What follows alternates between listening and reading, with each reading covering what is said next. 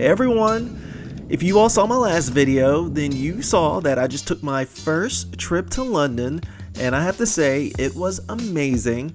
But there were a few small things that I just really wish I knew before I got there.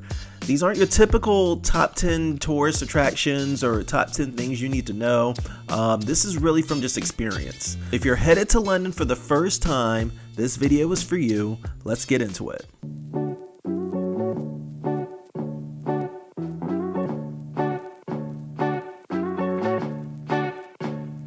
First thing, plan your route ahead of time if you plan on taking the tube from Heathrow into the city. If you don't know, the tube is the subway. It's also called the Underground. It's easy once you get the hang of it, and it's way cheaper than a taxi or a rideshare, but I suggest just planning ahead. I used Google Maps and I used AI. Hear me out on this, because this will make your life so much easier. All I did was open up an AI app and I would type in map out a route on the Underground from point A to point B and be as detailed as possible. And it was a game changer, I'm telling you. Literally in seconds, you know how quick AI is. It would in detail map out where I need to go, where the closest station is, what line to take. It would also have how quickly it would take to get from that point A to point B as well. I used it all the time, anytime I took the Underground in London.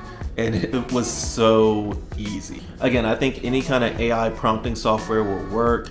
Just remember to type in to give step-by-step instructions and to be as detailed as possible. Number 2, book your attractions in advance. If you want to see anything specific, like the London Eye, Tower of London, or a day trip to Stonehenge, I did all 3, book it in advance. That really came in handy when I went to go see the London Eye. There was a long line there, and because I booked in advance, I did not have to wait as long. A lot of popular attractions also sell out, or they have long lines. I tried to schedule one big thing per day. That's another suggestion I have. Try to schedule at least one thing per day to get you out of your hotel room and exploring. By doing it that way, I had structure, but I still had freedom to explore, and it was great. Okay, so this next thing is very relative, but it's something I always try to do.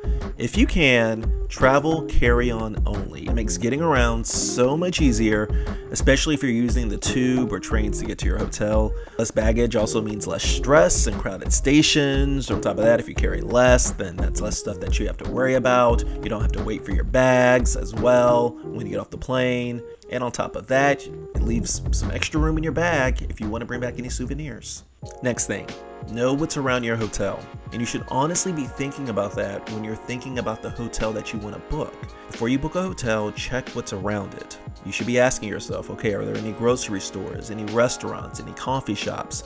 I used a few delivery apps when I was there, and being close to shops made a big difference when it came to the food that's available and how quickly I was able to get that food delivered to me. Tip number 6, get out of the city. I had a great time in London. London is great, but if you have time, get outside of the city. That's one thing I try to do on any vacation I take. I try to see what's outside of the city center. So when I was in London, I actually booked a tour to Stonehenge and Bath, and honestly, it was one of the best parts of my trip. It was a busy day. It was very long, but I really enjoyed myself, and I just loved seeing the English countryside, and just seeing Stonehenge in general was really just a highlight. It really gave me a broader sense of the UK and a nice break from the city rush. Tip number 7, check the weather and pack accordingly. London weather can be unpredictable from what I've read. Now, I'm not going to lie, I got very lucky when I was there because the weather wasn't really all that bad. I had sunny days. I had one day where we had a little bit of drizzle that was coming down, but overall, I feel like I got very lucky. So definitely check the forecast and pack accordingly. And either way, I think it's still a smart idea to just include a small umbrella or a rain jacket or poncho, because you never know what Mother Nature might bring. Before you fly out, it's a good idea to check your international phone plan. When it comes to that, I know that some US carriers actually charge extra for their international phone plans as well. And I know that some charge day by day.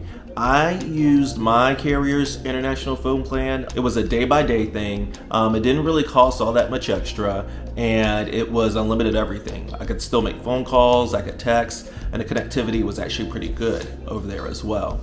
I know that some people also opt to use eSIMs.